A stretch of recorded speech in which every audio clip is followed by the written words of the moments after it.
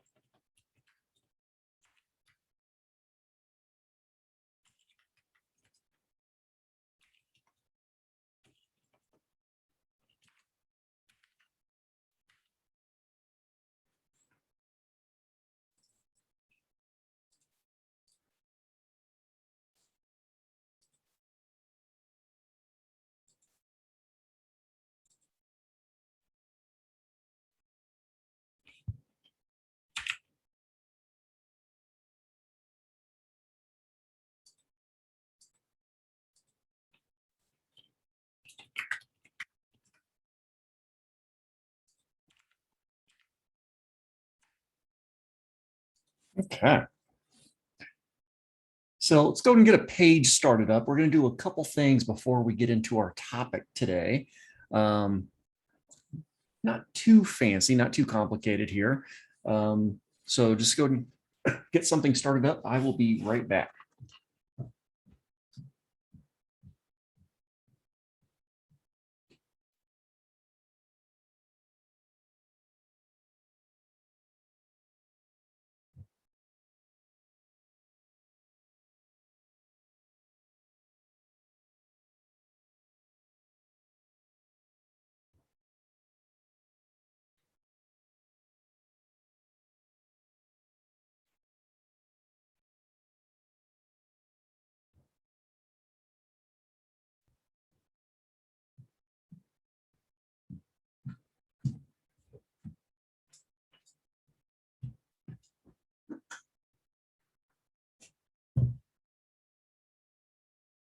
Okay.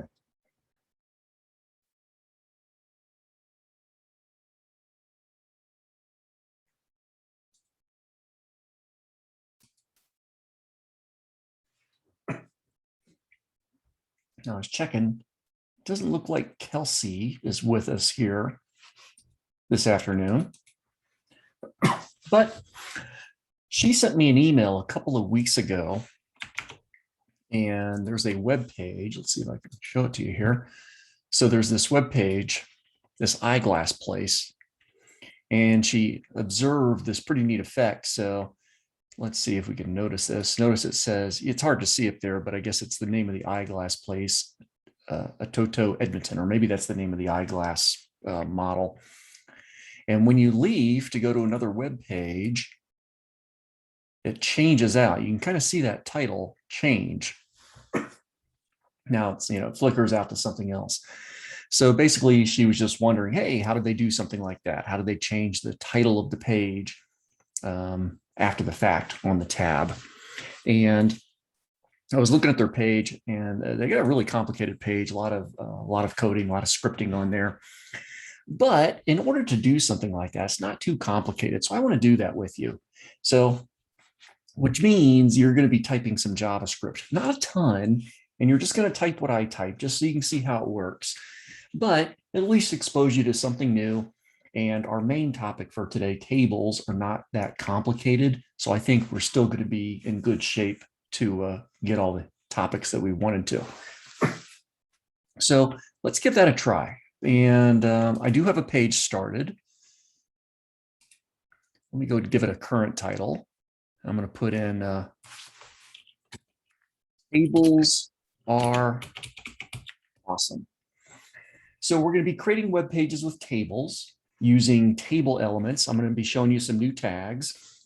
Before we get into that, though, I've got a pretty blank page. I want to rig it, though, so that this title gets swapped out with something else. So keep up with me here. I'm not gonna go super fast, but my goal isn't to really explain a whole bunch of JavaScript either. But now that I've got enough on this page, I've got a title on there, and of course that title shows up in my tab. You can just barely see it. You have to trust me on that, but it's up there. Tables are, I can kind of see it. Tables are awesome. And what I'm going to do first, in the body of my page, I'm going to create a button. So I'm going to trigger this visual effect, this behavior, this JavaScript on a button, and then we'll see how we can swap that out. And instead of clicking a button, we can do something else. But when I'm doing scripty stuff, I like doing buttons right on the screen, at least early on, so then you can just click on something and test it and see how it works. So I'm going to create a button. Let me give it an ID equals change title. All right. So there's a button tag. We haven't done that in class, and we probably won't ever do it again in class.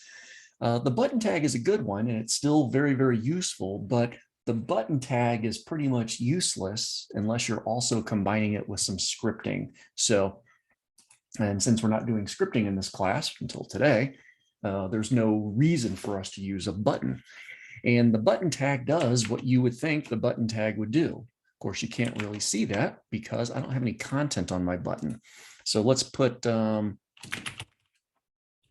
this button. There we go. So once I have some text up there, you're going to see I've got a little button.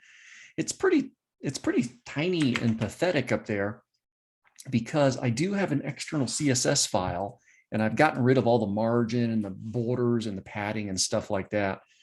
So I think on my CSS, I'll quickly change that up. I'm going to style my button element. And let's see, I'm going to give it a nice font size, 2Ms, give it some margin of 8 pixels. I'm going to give it a border that is, how do I want to do this? Yeah, I'll just do 2 pixels solid, and then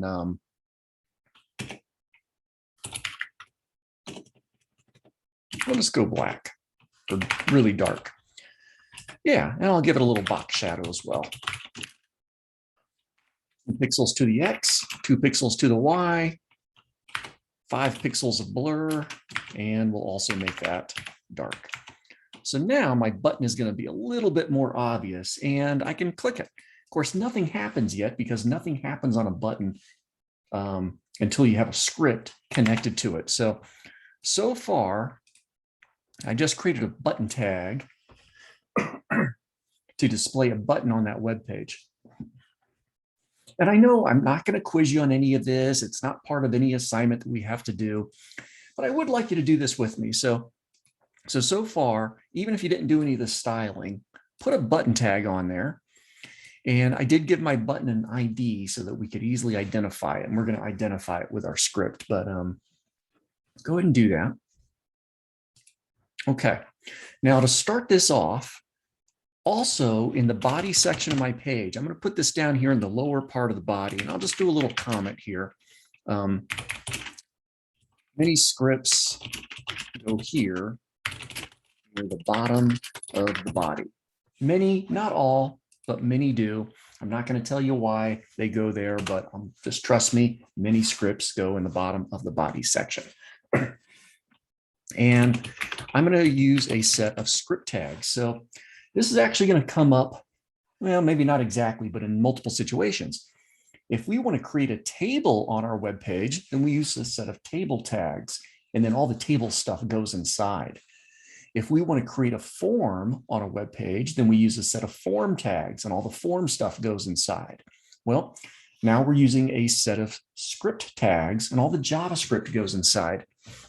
This is even more similar to like when we do a set of style tags. You do a set of style tags on a web page, and that creates a little section on your page where you can put CSS code.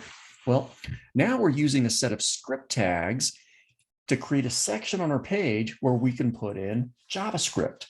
So that's why we're using an opening and closing set of script tags. Now, what I'm going to write here is going to look a little weird. I'll talk about it a little bit, though.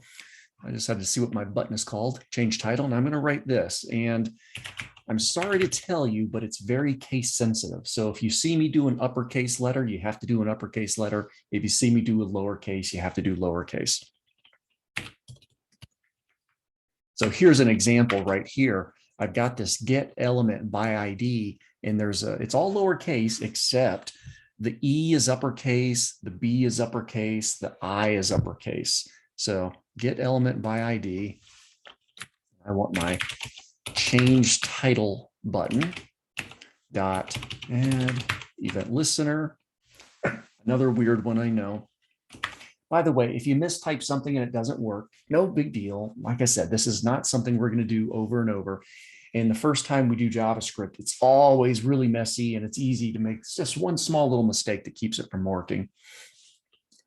And let's see, I'm going to do this on click, and then I want a function with a set of curly braces. I'm going to press my enter key a couple times, and because I like to do it this way, put a semicolon at the end. All right, so I'm going to pause there for a moment, and we're not done yet, but we got a big chunk of it taken care of. So in between my opening and closing script tags, I have basically these two lines, and my first line is kind of weird looking. And then the next line down here is also weird looking, but my little small line there on my line 24 is a closing curly brace, a closing parentheses, and then a semicolon. And those are actually closing out the curly brace, and the parentheses are closing out some stuff that I did up here. The parentheses is closing out this parentheses right after the word add event listener, and the curly braces is closing out this opening curly brace over here at the far end of this top line. But go ahead and type this with me. I've got a button that has an ID called change title, and you might even start to interpret what this script is doing. Basically, especially this part, I want to get an element. Remember, HTML tags, they're called elements, an HTML element. I want to get an element using its ID, and its ID is change title. Notice those single quotes in there. I could have used double quotes in there, but it's my habit in JavaScript to use a lot of single quotes. So I'm looking for that element by its ID. Hey, there's an element right up there that has the ID change title. So I'm looking for that element. Now, particularly, I want something to happen when somebody clicks on that element. It's a button. It's right for the clicking. So definitely, when I click, something's going to happen. Now, what's going to happen is where this function thing comes in. And in between these opening and closing curly braces, this is where I want something to change. For instance, we could do this. I could go to, I could just write it this way. I'll just do this. Document.body.style.background color, capital C, equals red, in quotes. There we go. That's pretty simple. And it's going to be something we can easily test. So in theory, when I click the button that has the ID change title, the background of my web page is going to change to red. And if it works, then we know that we at least got the first part of this little JavaScript written properly. If it doesn't work, then we can see maybe if there's a typo somewhere or something like that. I'm going to jump over to my browser though, and I want to test this out to see if it does work. So then you'll know that you're copying the right stuff. So in theory, if I click my button, Background changes to red. Coolio. So at least we know something like that can work. Take a second and go ahead and type that up and test it out. And I may not be able to help you out too much if it doesn't work, because I'll just have to say, well, just double check and see if there's any typos, go slow. But if you are doing this, go ahead and just drop a note in the chat that, hey, you got it and it's working. So that way I can at least tell if someone's following through and giving this a try. Cool. Jason, worked. Grady's got it. Excellent. So yeah, it's see the CSS screen. Sure, yeah. My CSS isn't too exciting yet. I've got obviously my generic little reset rule in there. Nothing fun with that. Got my body rule in there, just doing fonts and background colors. And there's my button. The button is probably the only unusual thing I've done, but I'm doing normal stuff to it. So I just set the font size and the margin, some borders and box shadow.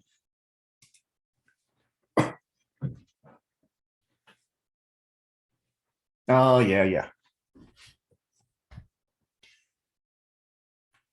Got to always refresh those web pages. Okay, well, if this part is working for you, fantastic. That's pretty cool.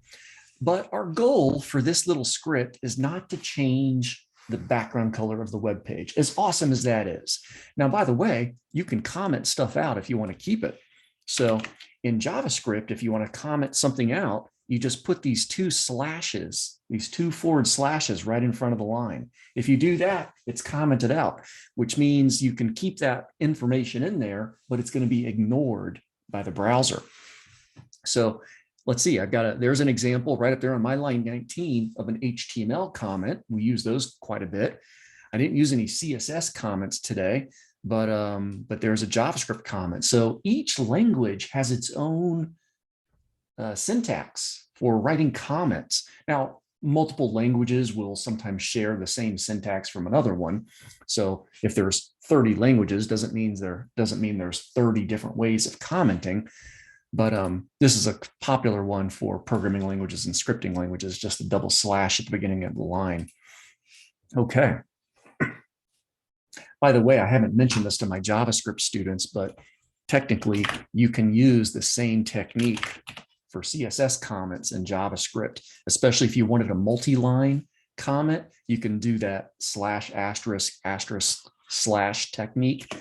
But I typically don't do that. Even if I wanted multiple lines of comments in scripting, I would just do multiple lines of those double slashes. I like it because it kind of draws my eye to it. I can see easily by looking at the left end of the line that it's a comment. Okay, but back to our goal here. Our goal is not the background color, so I've commented that out. Instead, here's what I want to do. I want to get my my title tag. So my title tag is all the way up there, and my script is all the way down here at the bottom. And my title tag doesn't have an ID in it. And I'm not going to use an ID for that. I will tell you, I was looking at the iStore website where your classmate Kelsey was showing me that stuff. And I noticed the iStore, they actually put an ID attribute inside of the title tag. And that, yeah, we know why they're doing it now, because if an element has an ID, you can very easily find that element and grab it using your JavaScript. But I'm not going to put an ID in my title tag. I don't like the idea of doing that, so I'm going to do it a different way. Let's see. I'm going to go down here, excuse me, and I'm going to create a variable. I'm going to write the word const, C-O-N-S-T, equals document.get. Let's see, I want to get elements by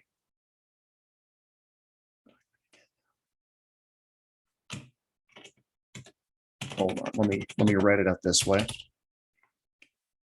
Now, what do I want? I want to get elements by tag name. I think that's what I want to do.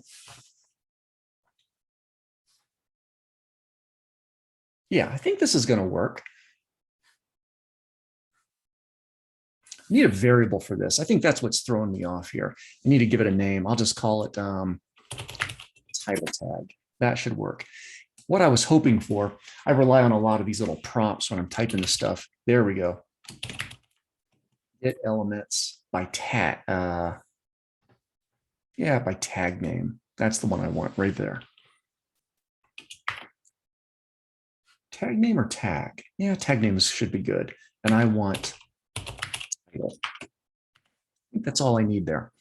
So once again, without going into a lot of explanation, I left this out when I was typing it, but I'm creating this variable called title tag, TITLE-TAG, which represents my title tag.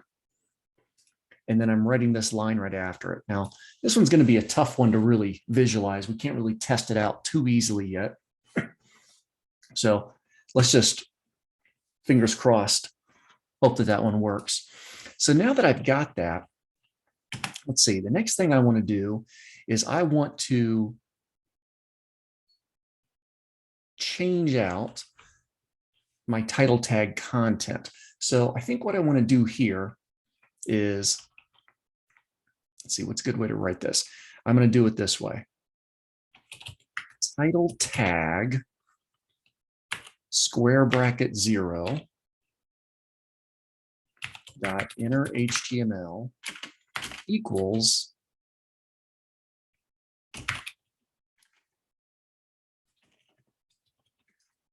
new title. Okay, I'm gonna do just that first, I think. And I feel like I really want to run over and test it real quick just to see that I've got things typed properly, because I'm guessing at a couple of things here. So I don't want you to copy a bunch of stuff if it turns out not to work. So let me see. I think, let me just glance over this. All right, let me jump over here, and cool, that worked actually. So I'm looking up at my my little tab up there on my browser just to see that it worked.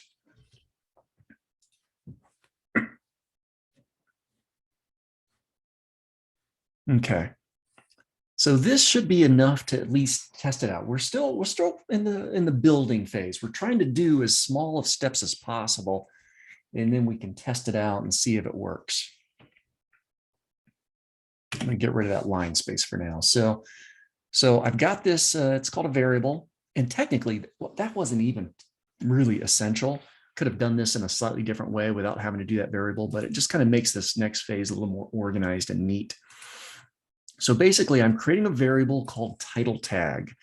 That variable is represented by, this is weird, it's actually called a collection or an array of elements that have the title tag. Now, I only have one title tag on my page, which most people would only have one title tag.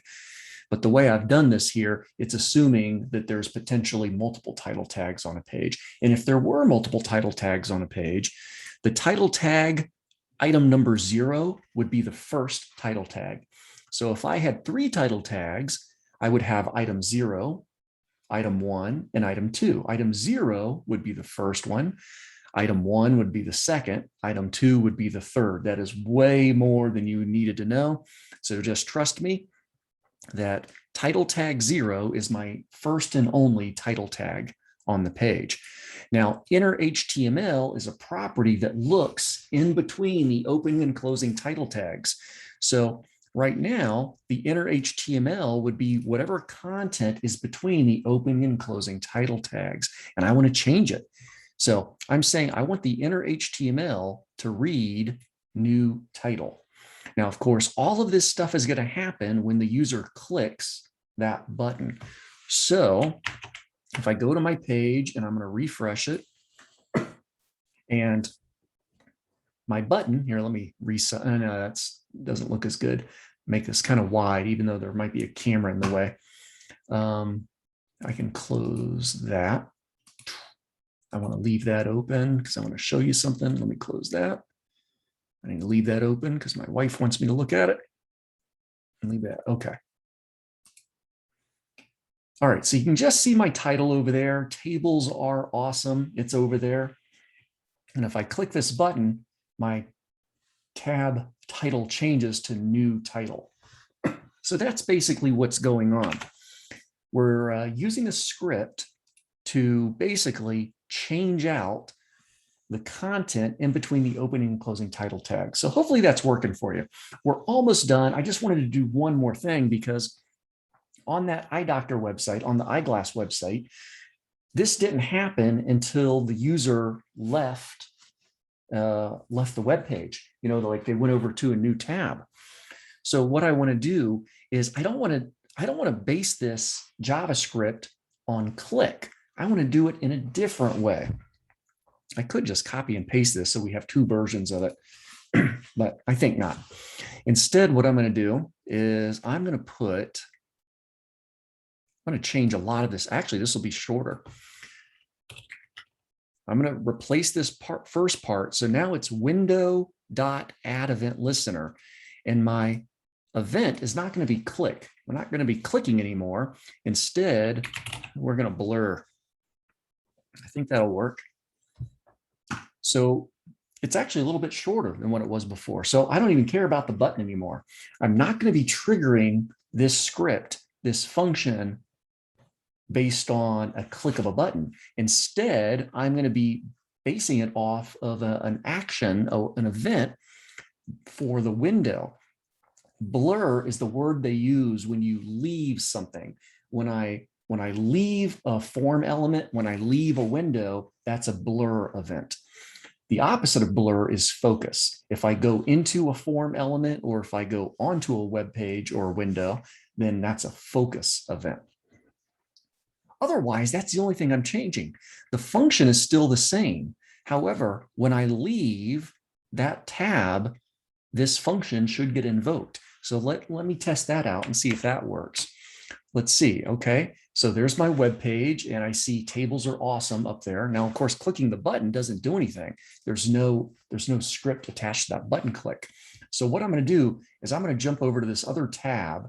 And when I do that, I'm going to look at the tab, my old tab. And there it is. You can just maybe see it. It changed out to new title only after I switched over.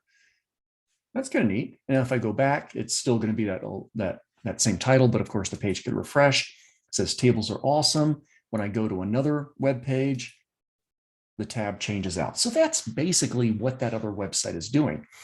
Now, of course, they're doing it on a timer too. They've got another little function in there, which is basically every couple of seconds, it's switching out to some other item, which is something we're not going to do, but it's not necessarily super difficult in order to do that. So I think I'm satisfied with that. And of course, we could have this say all kinds of things. Our title currently is tables are awesome. And I could write on here, I'm back. We miss you. Okay, so if anybody leaves my tables page, then the tab is going to change to this, come back, we miss you. Of course, there's not a lot of room to display so much text, but certainly the words come back should be visible. So just by changing that content out, I can go here, tables are awesome. If I go somewhere else, it says come back. Perfect. Okay, that's all I wanted to show you for that. Like I said, a couple of weeks ago, one of your classmates sent me an email about that page. She was on there and she just noticed that little effect and thought it was pretty cool. So she told me about it. And I just looked at it today and said, hey, that is kind of neat. So, and it's something we could somewhat test together as a group. So there you go. So there's our dipping our toe into the water of some JavaScript as well. Not too bad, really just 3 lines. Remember, I've got a commented outline.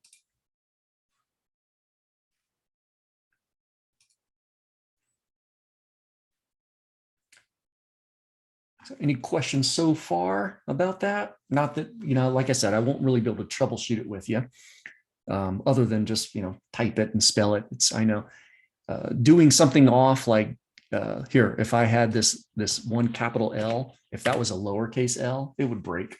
So cool. Thanks for the thumbs up there, Reagan. Yeah, so check it out. If you want to tinker more with it, by all means, experiment. If you like the idea of just changing background colors on your web page based on a button click, you can do that too. So obviously, I'm not asking you to, but if you wanted to throw that feature in, by all means, go for it. Okay, I'm going to leave that on my page. I will be publishing my page later, so you'll be able to access this if necessary. Now, still, before we get into tables, I want to tell you about an experience I had last night. I was at Silver Moon Brewing. So I'm a big fan of Silver Moon Brewing, especially on Monday nights. They have local nights, you can get $3 pints. And they're getting busier. So they were pretty busy last night, or at least busier than they have been the last couple months. However, my wife and I are there, and yeah, see, I got to go to the trivia sometimes too, Devin. They've got a number of things going on. They even have some kind of like bingo thing on Sundays in the early part of the day that I've been wanting to check out. Okay, so my wife and I are over at Silver Moon, and it's getting close. It's like 5 o'clock or something like that. We're going to watch the beginning of the football game and chill out. We want to get some food, and normally we just have some drinks.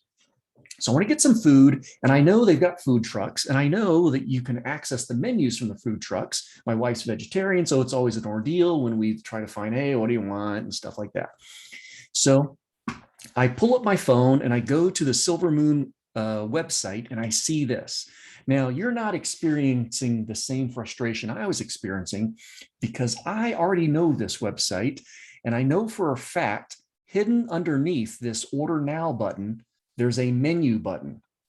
Not like a menu for food, but a menu for the website where I can click it and I can get some choices for the various pages within the website. And I want to go to the page which has the information for the food trucks, where I can get the food menus for the food trucks. So basically, somebody screwed up in the web development department. If I drag this out really wide, you'll just, can you see? Nope, you can't see it yet. What if I zoom out a bit? Let me zoom out some more and then make it wider. There you go. So you see the hamburger icon right there. That's the button that I know exists, and I know where it is, and I can't click on it because it's covered up by the Order Now button. And this is on my phone. And of course, even if I change my phone to a landscape orientation, the problem still exists. This is a real risk that could happen when you rely too much on position absolute. And that's what they're doing here. They thought, hey, let's put this item right here as position absolute. But the person who put it in, they didn't actually test it out on mobile displays. So this is preventing it from happening. Now, of course, I went over to my tablet. I happen to have my iPad with me, which is a bigger screen, and I was able to access the button and get to what I needed to. However, what if your user only has their phone with them? You've taken away a really useful way for them to interact with your website. So since I had a backup plan, it wasn't too bad, but it certainly gave me a topic that I wanted to share with you. And that's why when you're making web pages for real, especially, it's weird, in a classroom setting, you figure, well, Ralph's not really going to use his phone to go test my web pages. And you're right. I really am not. Sometimes, depending on the topic, I'll use the little emulator built into my browser to see how it looks under mobile. But when you're making real web pages, you need to see how that web page interacts, or how it appears when users interact using their phone or their tablet. And the emulator is still really good. The emulators built into the browsers are not 100% the same as the actual phone, so I've got my actual phone right there. That's really the best experience. But I have an Android phone. I don't have an iPhone, so I can't test it out there. So I have to rely on the emulators for that. So I just thought that was pretty neat that we have a situation where one element that they've designed is covering up and preventing access to another very critical element underneath. Otherwise, it's a pretty good spot. Although they were out of the beer that I really wanted, so I had to go to my backup plan. Okay, so I'm going to close that because that's all I wanted to show you. Nothing really to do, just file that piece of information away, that even professional websites still make mistakes by not testing out their page and seeing how it looks to different users. All right, I'm going to close that, and let's really get to our topic for today. So our topic is tables.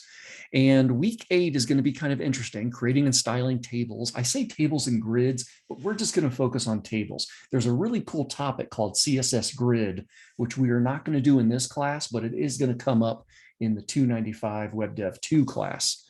Grid is kind of like a fancier, more customizable way to do web page layouts using a table-like look. So I've got a few resources in here for you to check out. Not very many resources at all, but there's a couple great MDN tables is good. W3 schools tables are very good. That should have all the information you want. There's a video on there. And there's a couple of examples of tables. For instance, they're Great American Beer, since I've been talking about beer a lot, apparently. Here's an example of a big table. So there's an example of a big table using some neat styling, alternating row colors. That's pretty cool. We should be able to do that. Otherwise, I've got a pretty simple look. Now we're going to work on this together. It's participation 8A. We're going to make a table kind of like this. I saw this a few weeks back. It was for the corn maze up in Terrebonne, just north of Redmond. I never ended up going. I have gone before, but I never got around to it this fall over at Smith Rock Ranch. And I noticed on their website they had this table, and I filed it away. I said, hey, that's a cool little table. It looks simple. It looks colorful. I think it'll be a great class activity. So we're going to make a table kind of like this one today. That's going to be our participation activity. I'm not worried about it at all. I think we're going to tackle it just fine.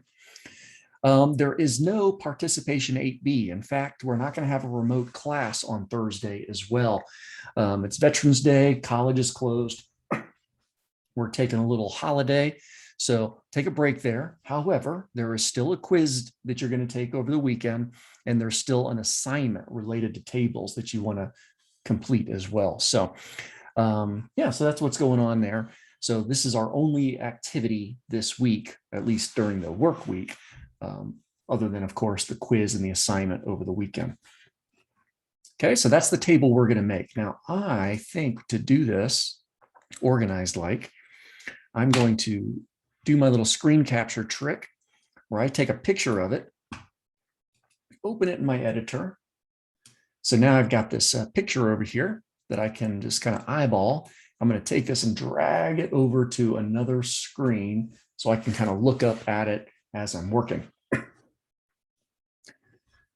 Okay, let's get to it. So on our HTML file, if I can find my HTML file, here we go. In the body of the page, I don't need that button anymore, so I'm gonna comment that button out in case you just wanted to see that. I will take that button now, stick it down there. Tab. Okay, so I'm going to do that. And then I'm going to work in the body of my page. Let me make my font another shade bigger. Line 1. Tables are awesome. I was going to put an exclamation mark on there, but let me show you another way I can put an exclamation mark on that heading 1. In fact, I'm going to do it this way. Do this with me. This will be kind of neat. I'm going to put a span in there. I think you've seen me do this before. Put a span inside of an H1, but I want to show you something a little bit different too, and this will give me an opportunity. So I've got an H1 on there.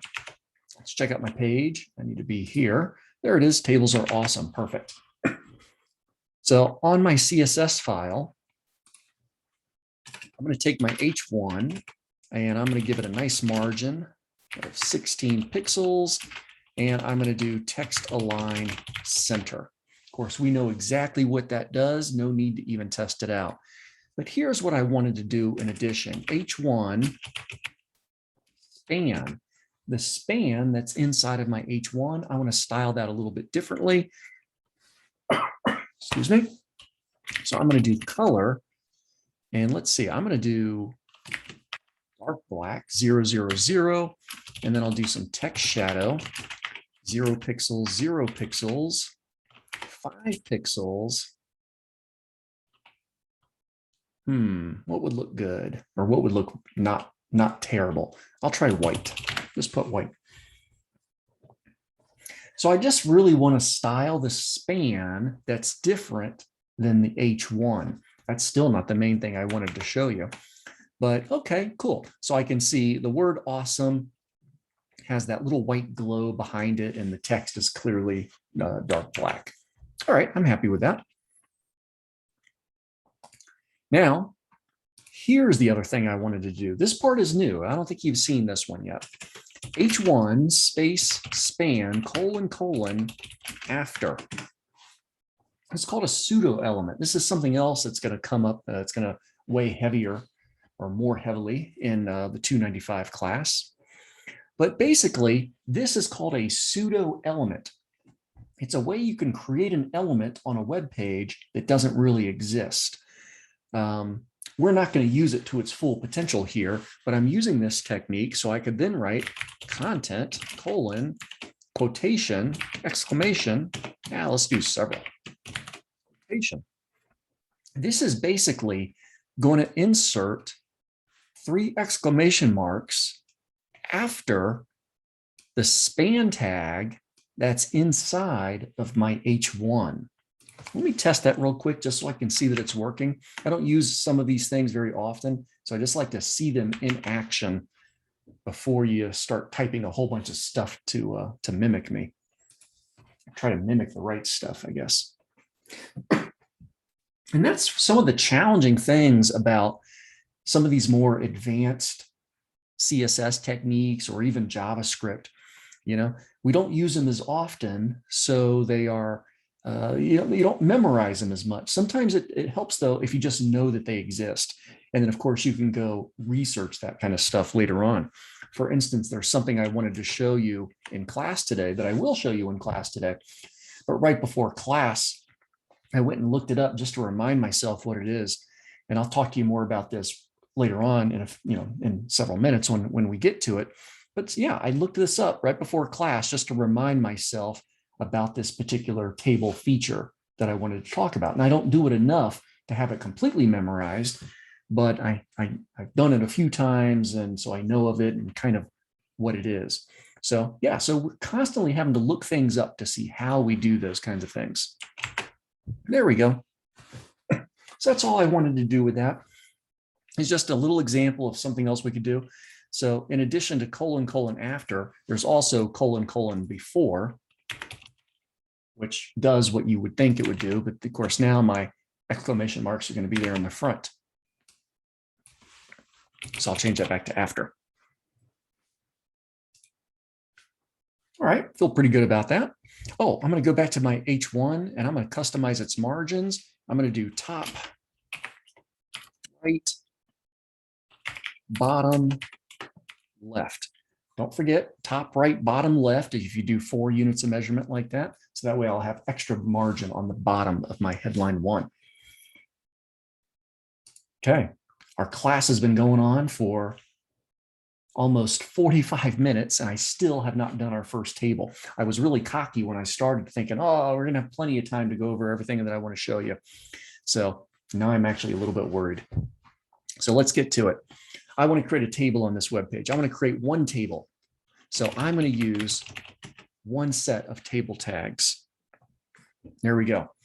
So if you had 5 tables on your web page, you'd have 5 sets of table tags, but we're doing one table and we're going to use one set of table tags, opening and closing table tags.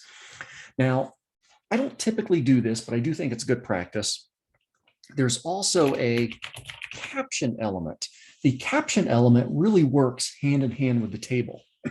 And this is going to be basically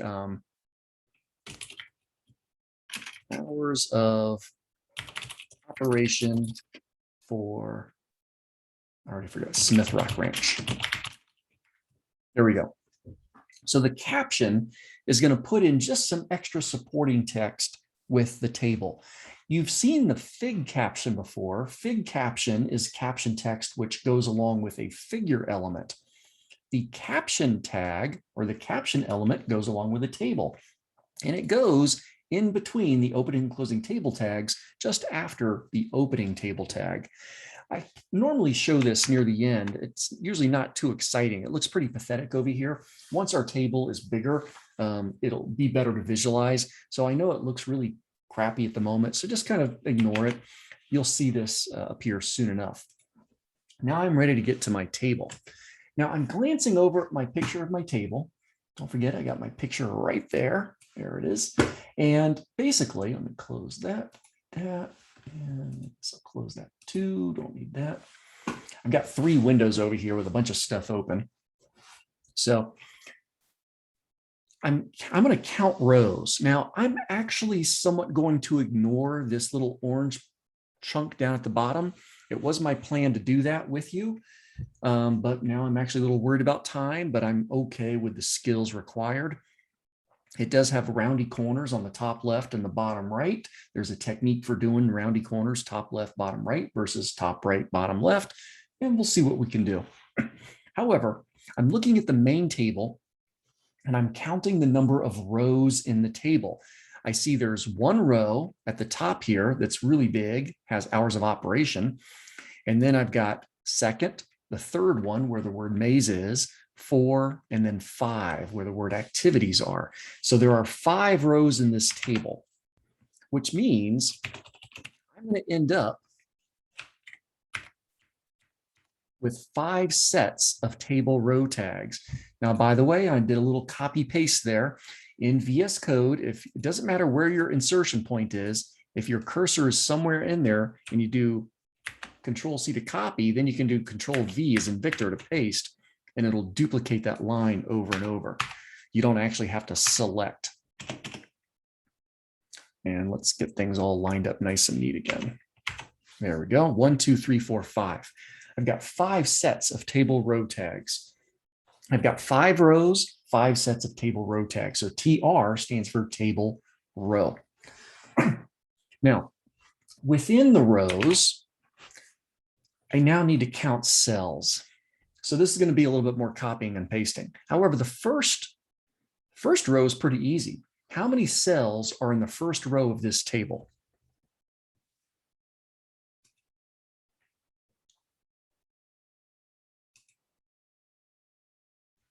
Let me know in the chat. Perfect. Grady's got it. He may have just been guessing though.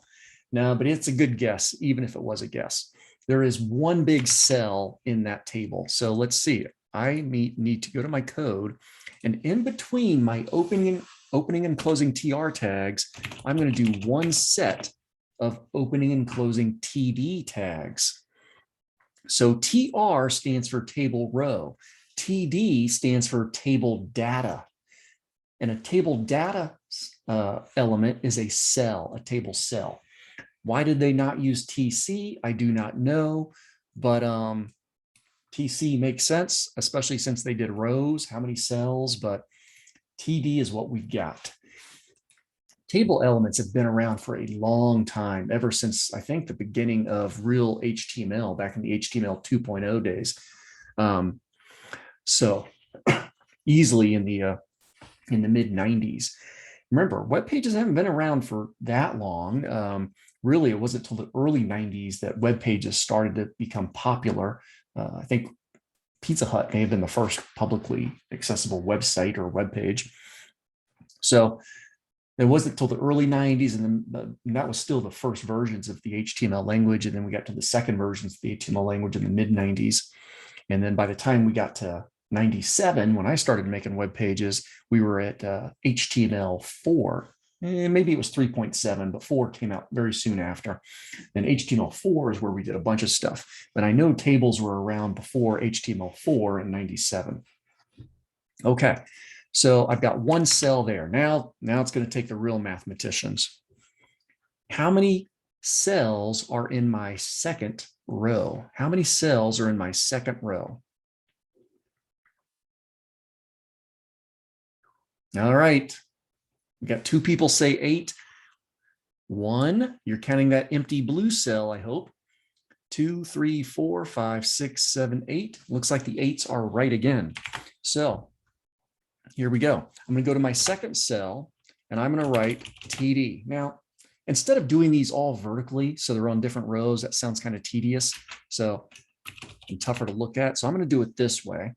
And then I'm going to select chunk, copy, and then I'm going to paste this way. 1, 2, 3, 4. And then I'll go to another line. 5, 6, 7, 8. So I've got 8 cells in my second row. I'm going to glance at that picture, and it looks like all the other remaining rows are the same. So this time, I'll show you to you this way. In VS Code, we can select a group of lines. So notice I've got one row here that has my 8 cells in it. I've selected that. And I'm going to Control C to copy and then Control V as in Victor. Oh, I don't like that. Let's do that. And then paste. Didn't work exactly. How many rows do I need? I need 1, 2, 3, 4 of these. I've got 1, 2, 3, and 4.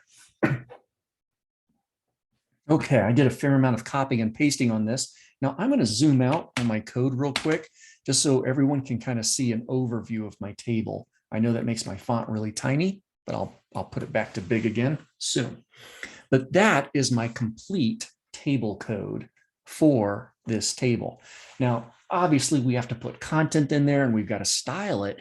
But when it comes to making tables, these are the most critical HTML elements. There are 3 critical HTML elements when it comes to making a table. There's the table tag, the table row tag, and the table data tag.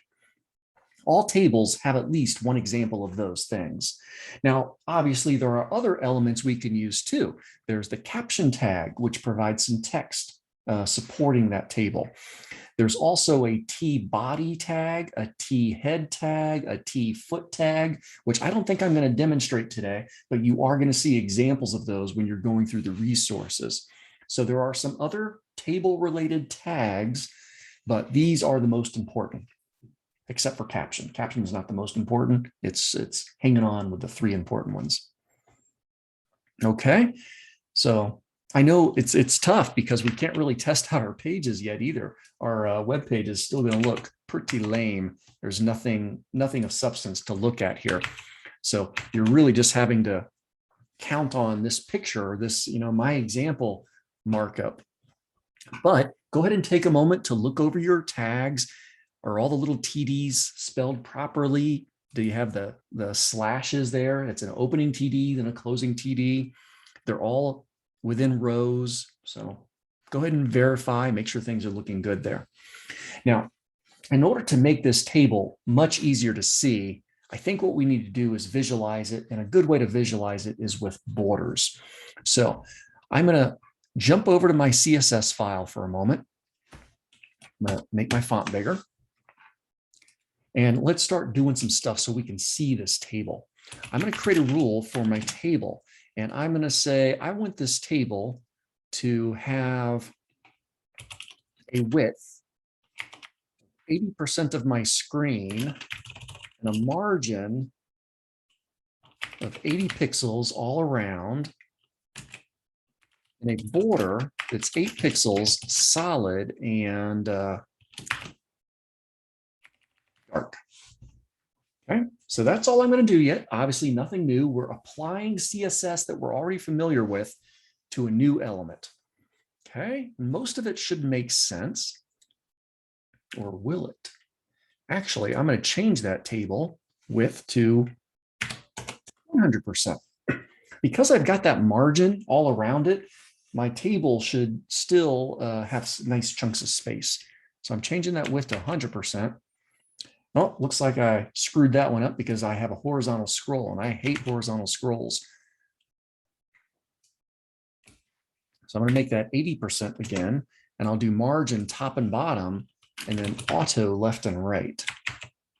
I think, yeah, that'll give me a nice centered outline for that table. Still looks pretty pathetic, but at least we have something that we can start to visualize.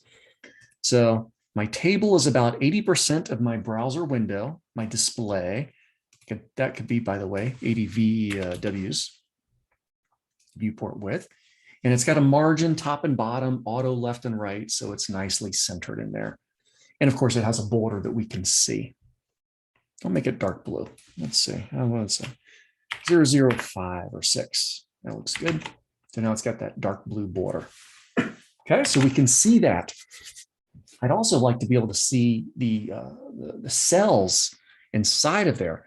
So for that, I'm going to do the TDs. Now, I don't have to do table space TD because the only time you're using a TD tag is if there's a table tag. And a TD tag exists. Or actually, we have quite a few of them, right?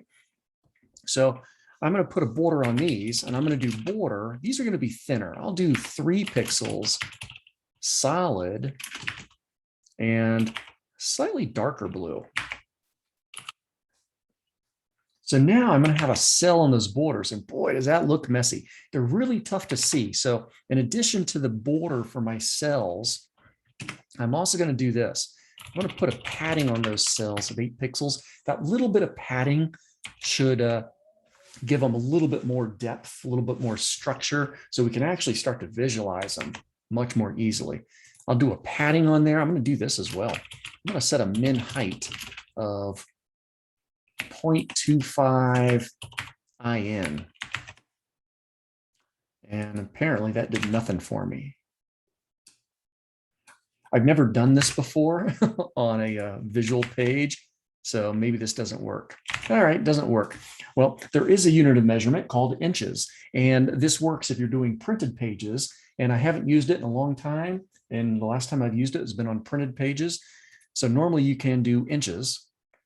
Let's make sure. Let me just try height real quick. But because I'm on, oh, actually that worked. Height, 1 inch. It just doesn't like the min height, apparently. That could annoy me, but I think I'm going to leave that on there. Yeah, what the hell? Let's leave it on there. This is not an appropriate way to do a sizing unit of inches, but I've never done that in class, and I wanted you to see that you could actually use some other units of measurement. So I would never do this in real life, but what the hell? It's not real life. This is pretend life. By the way, in addition to inches, or instead of inches, if you prefer the metric system, you can do cm for centimeters. 3 centimeters. Yeah, it looks pretty close. Can I do decimals of this? 2.5? I think so. I think that worked. All right. I just changed the inches to centimeters. I have never used the centimeter unit of measurement ever. I've used inches when I'm doing like printed pages, if I want to do like margins and things like that. Web pages that you would print, but I don't do web pages that you print so much anymore. It's been years since I've needed to do a printable web page. But yeah, you can do centimeters as well. There's probably other units of measurement I'm not even familiar with. All right, well, that's pretty neat, but now we can start to really see this table. Okay, next thing I'm going to do is something called border collapse. Now, on my CSS, up at the table, I'm going to write this in. Border, not border color. I want border collapse. Collapse. I do this one all the time. I like it when my cells have borders. However, I don't want those borders to have, I don't want them to look like little double borders. I don't want that space in between the borders of my table cells. So border collapse is going to be a good one. The only thing weird about border collapse is that you put it in the rule for the table. You don't put it in the rule for the cells, even though it seems to affect the cells. Very unusual, I think. But now that I have border collapse, when I look at my table, all of the borders are merged together. They're kind of one on top of the other. They're sharing space. So I don't have those double borders, and you can just see those lines appear, just like thick cell lines or thick border lines. By the way, I am glancing up from time to time at this picture here, just so I can kind of see some of the colors and the look and the layout and the heights and that kind of stuff.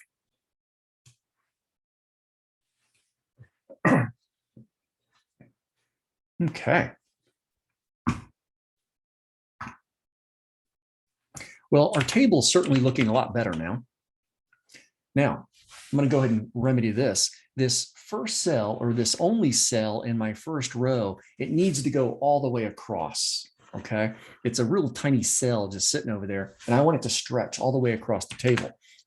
So to do that, I'm going to go back to my HTML. I'm going to go to the opening TD tag for that cell, which is within that row. And I'm going to type this, call span equals 8. Call span equals 8. Before you take the quiz on tables, I want you to go through those resources. Especially, I want you to be aware of row span and call span. In class today, I'm not going to be demonstrating it much. I'm going to demonstrate call span, but I'm not going to demonstrate row span. But there are several quiz questions that are going to ask you about row span and call span. And I want you to go through the resources before you take the quiz. So that way you're prepared to answer those questions. So definitely study up first before it. Now, of course, it kind of makes sense when I look at it. Call span equals 8. Well, where am I getting the 8 from? It's because there's 8 cells in the other rows. Call span, I want to span multiple columns. How many columns? 8 of them. So now that cell at the top stretches all the way across. It's kind of like a big merged cell in Excel. But now that one cell is as big as the 8 cells that are beneath it. There we go. So that's an example of call span. I'm going to go ahead and type in some content in here. I'm going to give myself a little room to work in my first cell. And I'm going to type, what do I want to type? I'm going to type heading 2, hours of operation. And then after that, paragraph, depending, if I can spell, depending on weather conditions, some activities may be closed. I'm not going to word wrap. It just goes off. You could type in lorem ipsum filler text. I don't care about the text so much. I don't even know why I typed that. I just was looking at that picture and said, all right, I'll do the same kind of thing. But I got a headline and a paragraph. So now in my table, that text is going to show up right in there. Now, of course, for our participation, it would be nice if we did some styling so they were roughly close, but I also want to kind of move on to some other things. So I might just hold off on the styling. I know how to style to make this text centered or to make it bold or to make it all uppercase. I know how to do that. And I'm pretty confident that you folks know how to do that too. So if you don't do that for the participation, I'm not going to be too worried about it. So, okay, so obviously got some text in there. Now I'm going to run down here and I'm going to, let's see, now the first cell in my second row is blank. That's that blank cell. I'm kind of looking, here's what I'm doing. I'm looking at my picture and that's blank. And then we got the days of the week. Okay, so I can handle that. I think I will type those out. If you just want to type the letter, just type the first day of the week. That's cool. For my empty cell, though, I hate just seeing an empty cell because I don't know if it's empty by choice. I'm going to put an ampersand non-breaking space, and then I'm going to do Sunday, Monday, Tuesday. I'm typing all this stuff out, I know.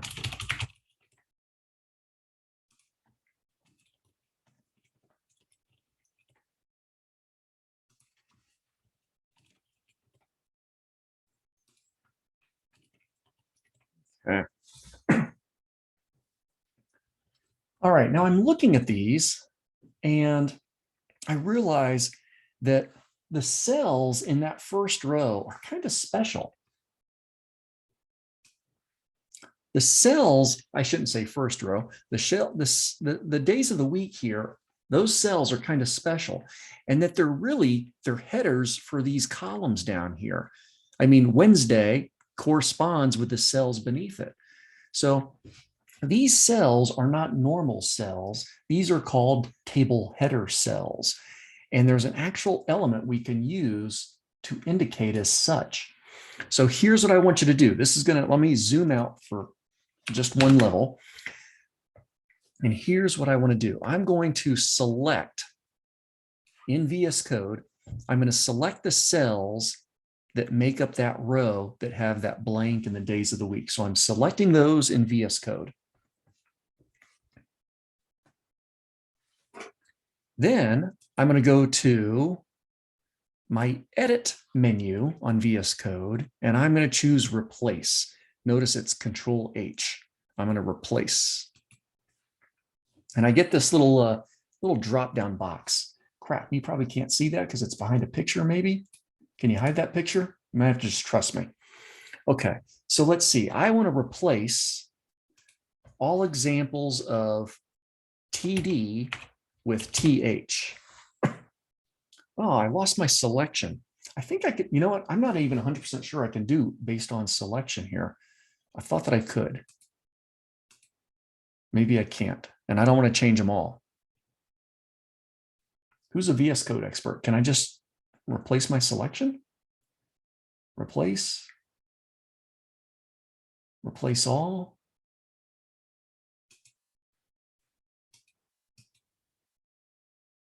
18 of 66. All right, this may not be the way. I was going to basically globally replace all of my TDs with THs. Oh, yours went Grady's. Oh, so Grady probably has the right idea. There is a replace all button, which is what I wanted to click. I wanted to replace them all as a group, but it doesn't look like I should do that. So I'm going to move up here a bit. And I'm just going to look at my screen and I'm going to try this. I'm going to do, because I think he clicked this button right here, the replace button or the enter key. And it looks like it'll go one by one. Okay, so I'm going to click that and I'm looking perfect. So I can see my first one changed out to TH. So don't get carried away and just kind of click and replace those. Here's the next one. Excellent. Thanks for the tip, Grady. There's third. Okay, I'm going to go a little bit faster, but I know I'm almost done too. So I don't want to go too fast. Excellent.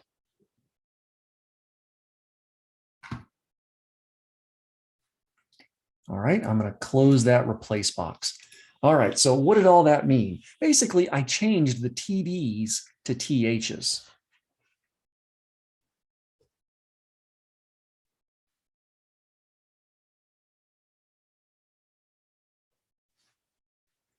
And yep, I see Jason is pointing that out to a classmate. Under edit, there is replace. I sometimes go to find first, and then usually after find, there's the replace options right there. So you can get to those either way, but definitely comes in handy when you're doing some of this stuff. Find and replace all, or obviously I didn't do replace all this time though. Okay, now what did that do to my page? Well, if I head back to my page, I can see that my rows there, or my cells that have the Sunday, Monday, Tuesday, they look quite a bit different. However, that's just because on my CSS, I was only styling TDs. I'm going to do this. I'm going to style my TDs and my THs the same. So I'm doing TD, comma, TH. That's called a grouped selector. And I want to style both of those so that they have that same border and characteristics and height and stuff. Okay, now you're gonna have to kind of trust me a little bit on this. You might be able to notice it, but by default, when you have content within a TH, it is bold and it is centered.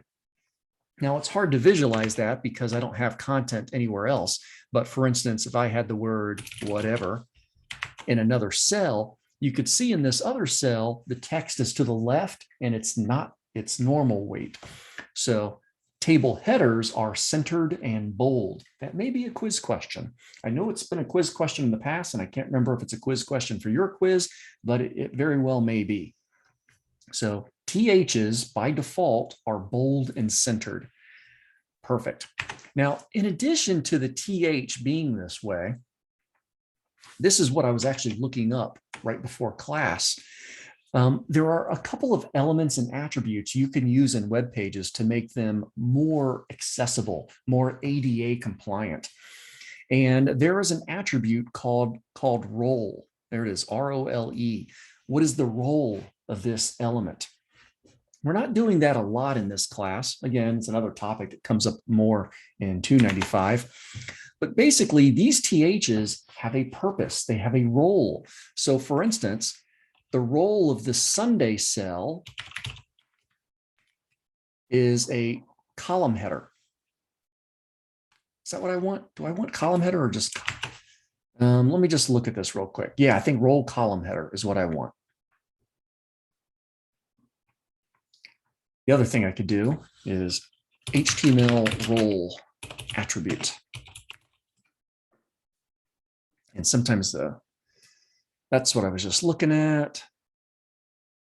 Yeah, let me look at it on free code camp. Let's see what they say here real quick. I'm just going to skim this.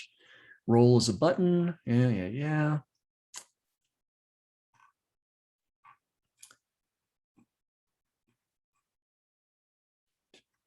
This is not as helpful as I was hoping. W3 schools. Because at first I was thinking it was just going to be role equals call or COL.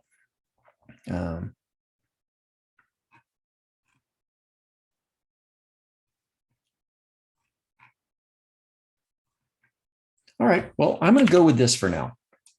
Role equals column header. And for that one, I'm just going to select it. I'm going to copy it, and I'm going to paste it into my other cells.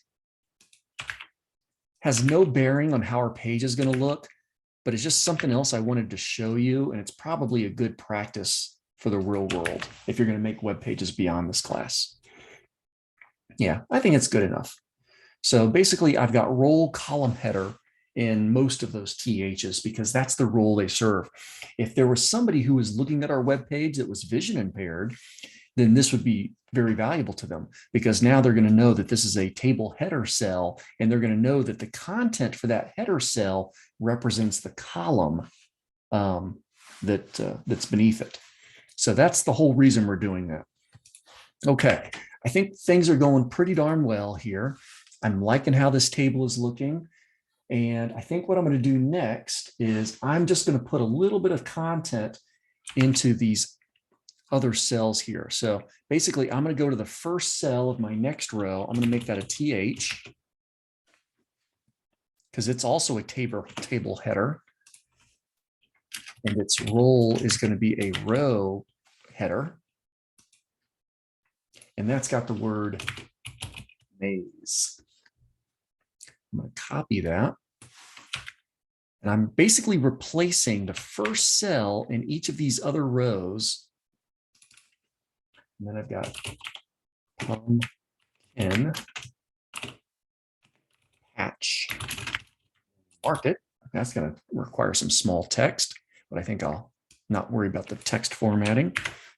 And the last one is activities. So just as a reminder, I'm going to come back to this right away, but I'm looking at my picture and I'm basically working on this, the first cell in those last three rows, so rows 3, 4, and 5, I'm just getting those in there. I'm probably not going to put the content for these other ones just because of time, but I'm going to get the content for those maze, pumpkin patch, activities. And I'm replacing the TDs for those first cells with THs, and I'm putting the role attribute in there for row header.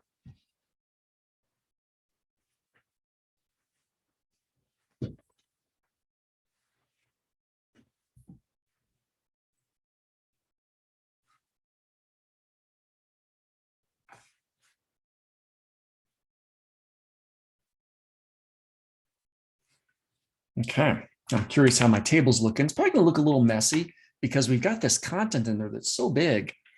And I really don't want them, even though the table here that they did, I can tell that the Wednesday column and the Saturday column are wider than some of these other columns. There's a couple of you who have been in a class with me before where I do stuff in Excel, and I may have mentioned it in those classes, but I hate it when columns that share the same kind of data are different widths. It's some little OCD thing.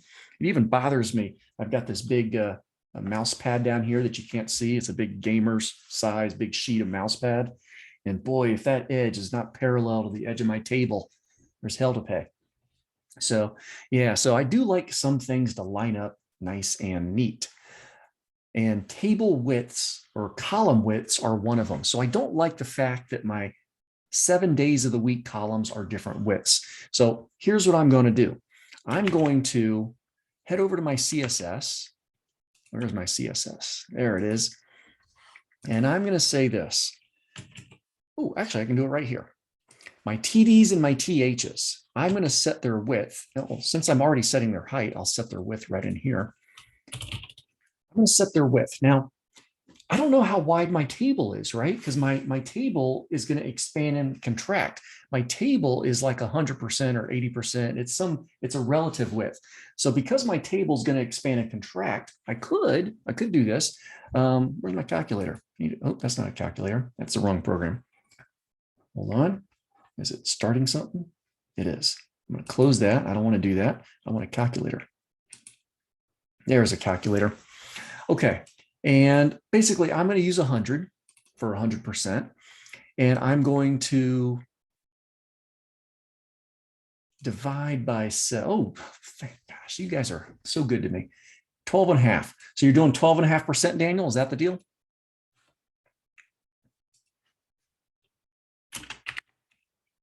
12.5% for 8. Excellent. Oh, he probably did the math in his head. Folks are math geniuses. Yeah, I like that. However, I don't want it to get too small. You know, we're not making this responsive, by the way. This is not going to be a mobile friendly table. It is tough to do a mobile friendly table. And I'm actually kind of curious what they did on that page, but I doubt they did much. But I'll do 12.5%, but I will do a min width of, I don't know, 100 pixels just to see how that looks. And by doing that, that's going to make all of those days balanced. All of those columns are now going to be equal widths. So that looks a little bit better to me. So much better way to go. Now, I'm almost done, or at least done with what we're going to do for this participation. Already, I think our table looks nicer and more neat and organized than theirs. Remember, I'm not going to put content in these other cells, but I just heard a chime. I don't know what's chiming, something, who knows? Okay, but I do want to style these cells over here, at least on the left, because I want you to see how we can style these first cells for rows 3, 4, and 5 differently than some of the other cells. So what I'm going to do is back over to that CSS. And there's a couple ways we can think to write this. I don't need that room there. So let's see. I'm going to go to, it's a good way to do this. Let's try this one out. T row, no, I don't even need that. TH colon first child, and then the cell within that. That's not right. Yeah, it is right. First child TH. I think that might be good. I could be off, but we're going to find out soon enough. The first TH within a parent. So the parent would be the TR. The row would be the parent. The TH would be a child. And the first one, we'll do this really easily. Background color, and I'll do orange color that's a little darker. That should stand out. My goal is, and I know I can tell there's something I'm going to have to fix. I just don't know what it is yet. But my goal is to change the background color of only the first TH. Now, I don't want to change all the Sunday, Monday, Tuesday, Wednesday, Thursday, Friday, Saturday. So that's why I couldn't just use TH, because if I just did TH, that would change all of them to orange. And I don't want that to be the case. So I think I'm just going to do first child, and that's going to change just these over here on the left. Now, I think I'm okay with that. Now, part of my issue is this one over here in this top left. Now, part of my problem is I used a TH for this, even though it's not really a TH. There is no table header status necessary for a blank or empty cell. So I just replaced that with a TD. So it's no longer, ooh, you know what that's going to do? I bet that's going to change Sunday, though. Let's find out. Ooh, it didn't. Whew, good job. Oh, because this TH that contains the word Sunday is not a first child. Although it is the first TH, it's not the first child. This TD is the first child. So that's why it's still working out for me. So now we've got just these cells with a different formatting. Yeah. There's obviously more going on here. There are different font sizes and stuff like that. Now, when it comes to these other cells, the best way to change those, we're not going to do that because it's going to be really obvious to you, is you would just put a class in those cells, like class equals closed. And then all the closed ones get red lettering with a white background. And then you would just do the default colors for some of these others. But for closed, I would just have the word closed. And then for the TDs, I would do class equals closed. And then I would text transform, uppercase, color, dark red, background color, white or light gray, either way. However, I'm going to kind of ignore that part. And there is our table. Yes, it doesn't look as pretty as the one over there at the pumpkin maze, but it's got a really nice structure to it. I'm pretty happy with it. And yeah, actually, we're doing pretty good on time here. So I think what I will do is right after this, right beneath it, I'm going to jump back over to the VS Code. And what I want to put after the table, I'm going to put a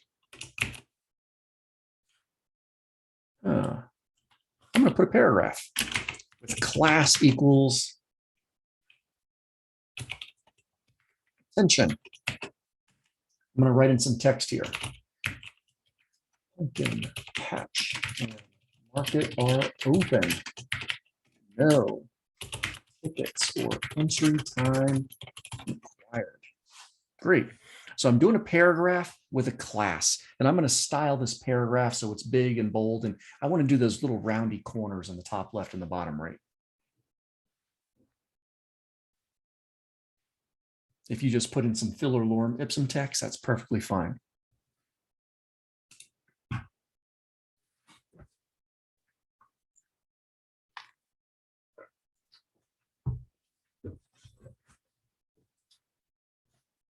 Okay.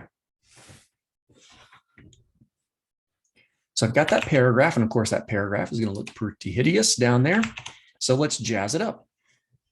Now this paragraph is special. It's my dot attention paragraph. Remember, class leads to a dot selector. And I'm just kind of glancing over at the picture.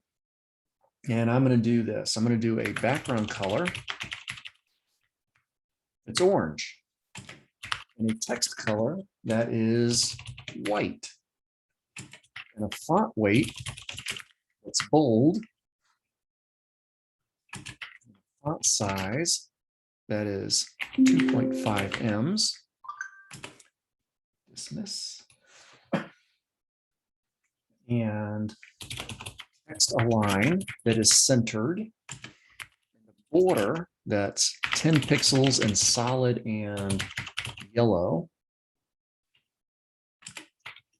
Padding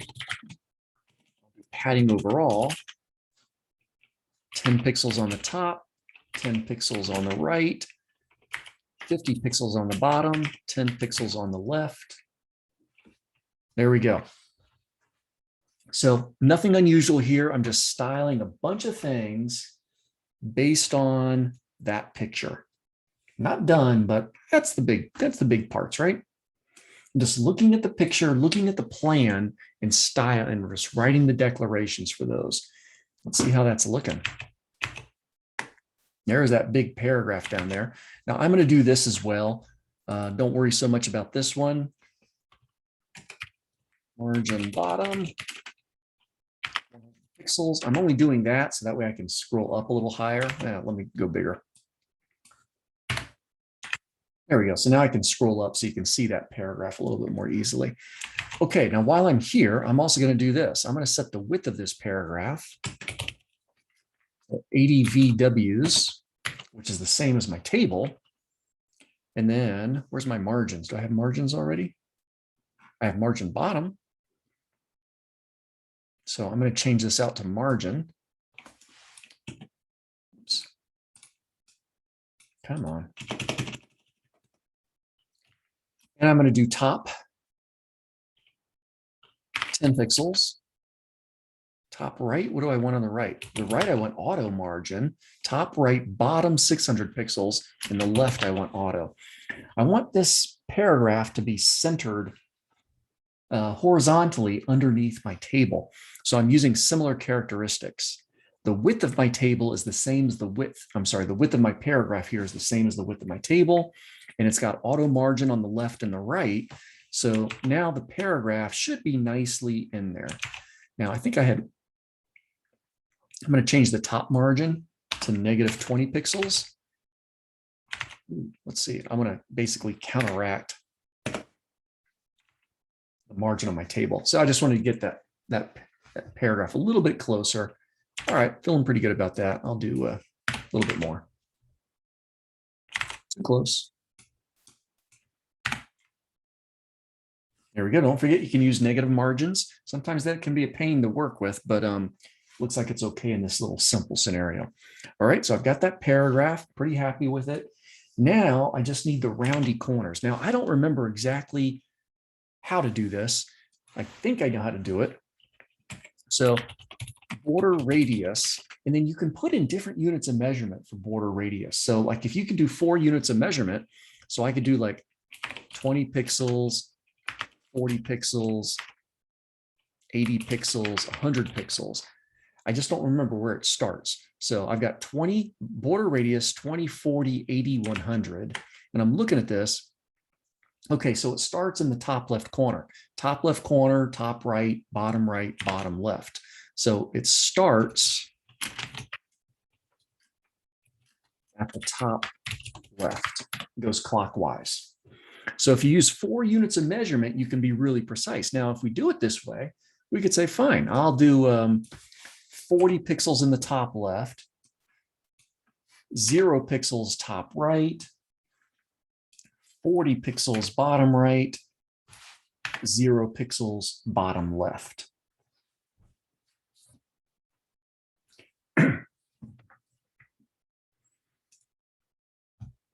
That should give us the roundy corner on the top left and the bottom right. Looks pretty darn good. Okay, I'm going to put this back, but I'm going to delete it. It's going to come back though. I think there's another way I can write this. I think I've seen it before. If I just did 40 and 0, that works as well. So if you do 40, if you do 2 units of measurement, it's the top left and the bottom right. And then the 0 represents the top right and the bottom left. So that works as well. Maybe I will leave it that way, which means that comment is no longer accurate. So top left slash bottom right, and then top right, bottom left. Whew. Okay, another way to do it. And that is what I'm going to call pretty darn good enough. So most of our work there is with our table. And obviously it's not done, but it is done enough for the participation. So if your table looks table-esque, table-like, then that's perfectly fine with me. I'm mostly interested that you could set the borders and you could give your table cells some width and some height so they're not all scrunched up with each other. And you could do a little bit of styling of some unusual cells. I think that is pretty darn good for our tables. Now, don't forget,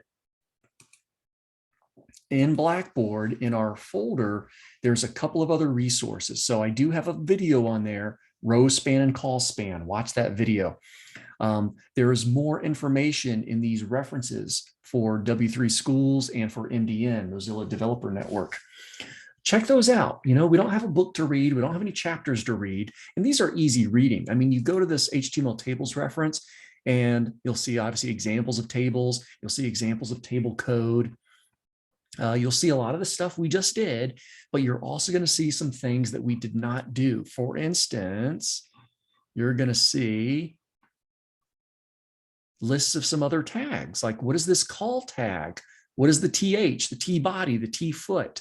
What does call group do? There, you're going to see some tags for other things. And if you click on those, you'll get information about them. So read through that information. It's going to be good, and it won't take you a lot of time to do. And you can enhance your table if you want. So for the participation 8A, this is perfectly legit, even though we didn't quite finish this completely. Take your page, publish it, make a link to it from your index page, and we will call that good. So before I set you free, any follow-up table questions from some of the stuff we did? Let me zoom out so I can get an overview. There's our table.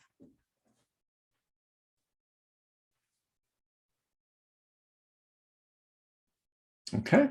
Well, remember, we don't have class on Thursday. If you have any other Tuesday, Thursday classes, those classes won't hold on Thursday as well. So yeah, definitely enjoy your time and get in touch with me tomorrow. I'm not doing classes. I have a couple other classes too. I'm not doing those classes tomorrow on Wednesday, but I'm going to be around and I'm going to be extended office hours. So if you're working on something, just get in touch with me via Zoom, and I'll be at my office hours space, and we can chat that way and share screens if necessary and stuff. So thanks for hanging out with me, and I'll see you guys later. Bye.